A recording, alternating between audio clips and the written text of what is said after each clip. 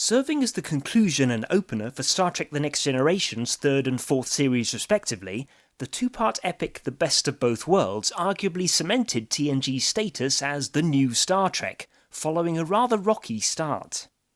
Now the Orville's first two-parter, Identity, has, in all likelihood, done the exact same thing for that show, though in the case of its formative period, the only significant rocks, besides this, were the ones the critics were apparently smoking. I'm kidding. Professional film and TV critics don't smoke crack. They just love progressive nonsense, have zero taste, and respond to Mickey's orders to jump with a resounding how high.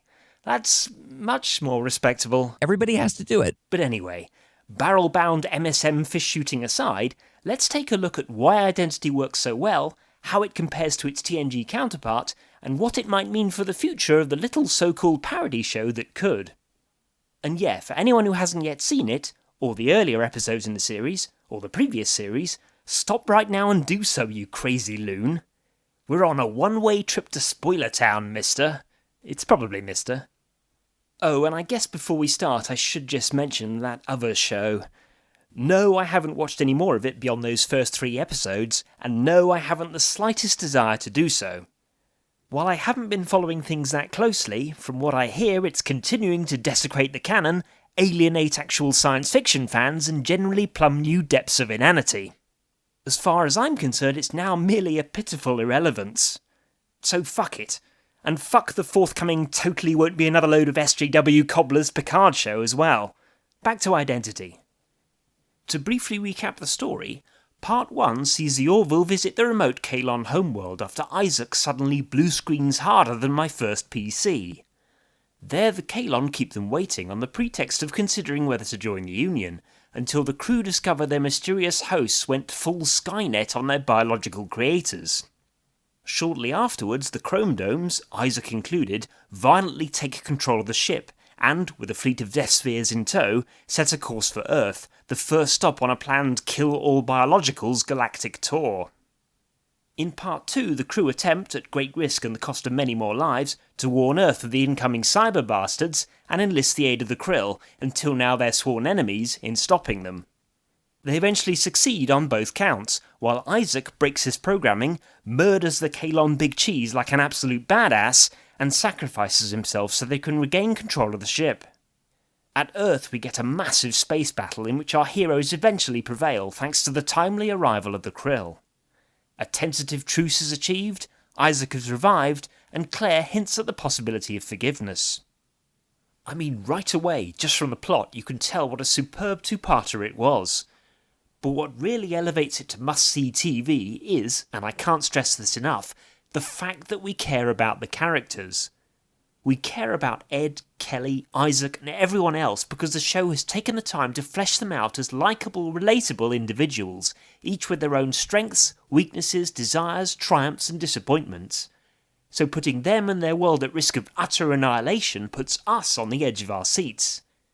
See, a technically impressive CGI dust-up is all very well, but if you're not invested in the participants' lives, then there's nothing at stake for the viewer and you're just watching a sterile fireworks display.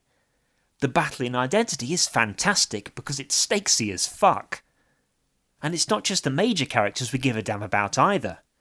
As other YouTubers have mentioned, Ty and Yaphet both get a chance to shine in Identity, and the threat of them being killed carries real weight. Why is this? Well, partly it's because, while neither had that much screen time beforehand, both still managed to make a positive impression, particularly impressive in the case of Ty, who, along with his older brother, has stayed well clear of any Wesleyness. Shut up, Wesley! And partly it's because the other characters care about them. We care about those people, so we care about what they care about. Yes, that makes sense. Also, as an aside, since the Orville started, I've become a huge fan of Norm Macdonald, so any show in which that old chunk of coal gets to be an action hero has pretty much sold me right there. Man, great. Even the poor unnamed ensign who winds up getting spaced isn't just some forgotten statistic as he would have been on some other... Nope, not going there. Again, we see Ed and Isaac care about this man, that his loss has meaning to them.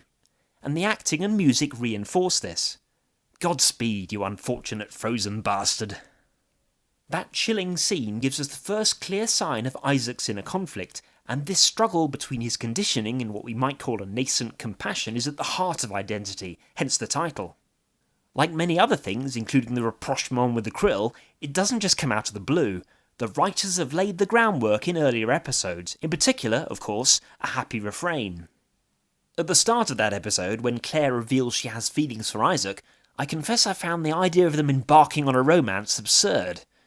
It reminded me of one of those news stories about a Japanese guy marrying a sex doll, and I wasn't sure how the writers could honestly depict a relationship between a human and a glorified appliance as real, i.e. reciprocal. By the end though, I suspect along with nearly every viewer, I was totally won over. Sure, they kinda cheated by having Isaac's algorithms function more efficiently as a result of Claire's influence, but if they hadn't written themselves out of that corner, Isaac would have been confirmed as a walking Moulinex, and an artificial being with some ambiguity surrounding his true nature is much more interesting. And damn, that ending was wonderful. So we go into Identity knowing that Isaac has some grey areas, so to speak, and we later learn he was constructed after the extermination of the Kaylon's creators, which marks him out as different from his robo-brethren. We also see that the Kaylon don't possess a hive mind in the same way as the Borg, so independent thoughts and actions are possible. Thus, when he rebels, it doesn't seem like a deus ex machina. That said, and even though we know as experienced TV viewers that he'll eventually redeem himself, the show does a great job of highlighting his utter lack of sentimentality, until we almost believe he will indeed kill all humans. In short, our key character's behaviour throughout this two-parter is brilliantly handled. Something else that's handled very well, as in the Season 1 episodes About a Girl and Majority Rule, is the examination of a contemporary social issue. And oh how the SJWs are going to hate this. The Kaylons seek to destroy all biological life in the galaxy because of the alleged crimes of other biologicals. Gordon's argument that we're not them falls on deaf ears. After Isaac's attempt to save Ensign Popsicle, Primary instructs him to read Roots, citing it as proof of humanity's inherent wickedness, which in his mind necessitates our extinction. Does any of that sound familiar? I'm not sure it's a coincidence that Identity was chosen as a title. Those who preach identity politics judge people based not on their individual actions, but on what group they apparently belong to, holding them accountable for the crimes, real or no, of other people who kind of look like them, maybe. The fundamental brutal injustice of this approach is laid bare in this story for all to see, via the analogy of the Kaylon's crusade. When humanity as a whole is regarded as an oppressor group, and smash the patriarchy is pushed to its logical conclusion, suddenly it doesn't look so pretty. And the beauty of it is, the writers don't beat you over the head with it. In fact, it's conceivable that they didn't consciously intend for viewers to draw this comparison. At the most, what we have is a possible underlying theme that adds a deeper meaning to the proceedings in a couple of places. You can watch and enjoy the story without considering present-day politics at all. Now, if anyone, for some reason, has got this far into the video without having seen Identity, they might think it sounds like a very dark and serious affair, and it certainly is, for the most part.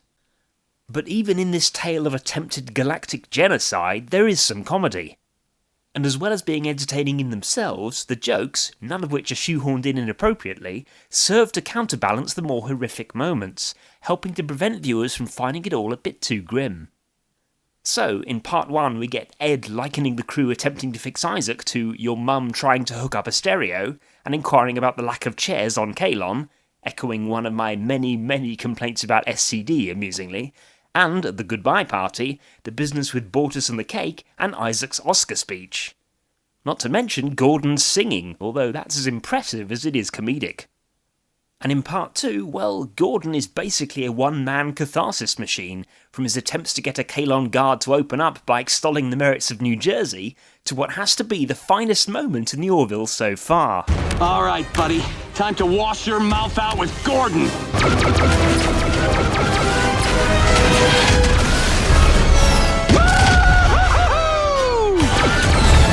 I know I've previously said that humour is subjective, and it is, but honestly, if you don't find that hilariously awesome, you and I cannot be friends. Those then are probably the major reasons why Identity kicks ass, but there are plenty of other positives besides. For instance, there's Ed's conduct throughout the whole ordeal, which shows how he's matured as a captain, even though he's still occasionally afflicted with self-doubt, as he mentions again in the next episode. There's a touch of hornblower in our genial skipper. It's great to see him lead his crew to their eventual, improbable victory. It's great too to see Admiral Halsey responding to the Kaelon threat so magnificently.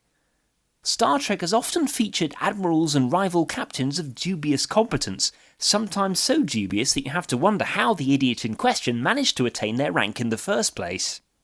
The Orville has thus far proven far more believable in this regard. Another thing I liked was the look of Kaelon 1, reminiscent of Cloud City on the approach to the landing site, and then, inside the tower, of some slick but soulless corporate HQ. And naturally I enjoyed Deactivation Complete, which in its level of sheer fuck you-ness recalled not only Worf's Assimilate This, but also, of course, Resistance is Futile. Which brings us to how Identity stacks up against the best of both worlds.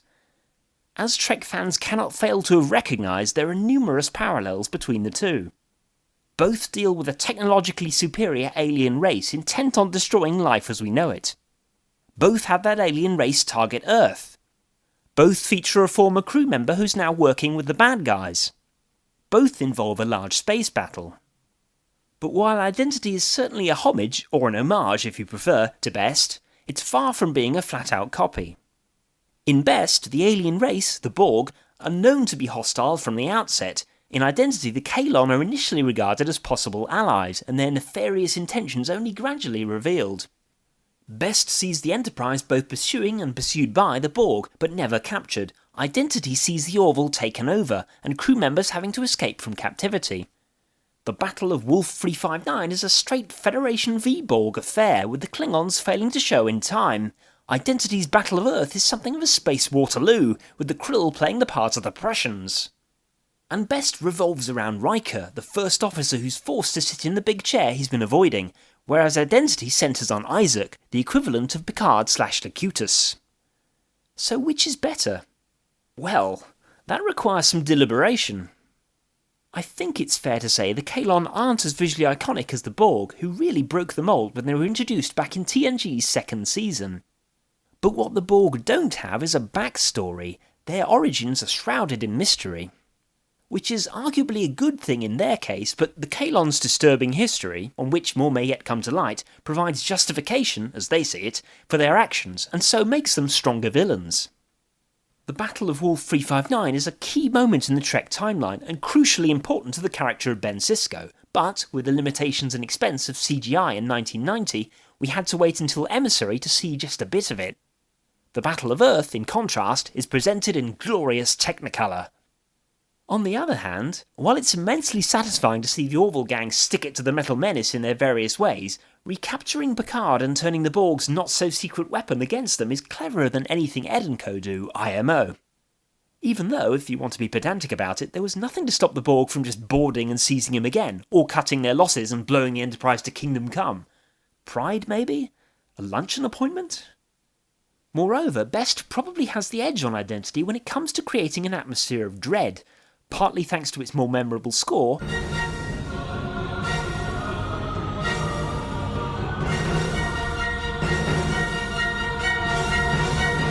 partly due to the Borg's inherent nastiness with their implants and whatnot. But then the Orville is intentionally not quite the same as TNG tone-wise, and even with all its lighter moments, Identity still packs an emotional punch. And you could argue an inoffensive-looking enemy who explains he's going to kill you and your entire species in a calm, reasonable voice is equally chilling. Honestly, I'm not sure yet which I prefer, but the very fact that I'm seriously asking that question indicates how successful Mr. McFarlane's show has been in assuming the Star Trek mantle. Ultimately, it'll probably depend on what comes next, by which I mean how the developments in Identity play out over the remainder of this season, and, Avis willing, in the seasons beyond. I'm not in the habit of cheering on corporate products, especially those that fall under the Disney umbrella, but if this two-parter doesn't secure the Orville's future, there is no justice. I've previously praised the show for its embrace of the old-fashioned episodic Dilemma of the Week format, but I'm very glad to see the writers are also developing longer story threads, with both characters and the world evolving over time. And this is where it could potentially surpass TNG and maybe even give DS9 a run for its money. While the episode after The Best of Both Worlds has Picard coming to terms with what happened, after that TNG settles back into the status quo in terms of both the state of the galaxy and the state of its characters. The Borg disappear as a threat and don't reappear until the 5th season, and then only for one episode.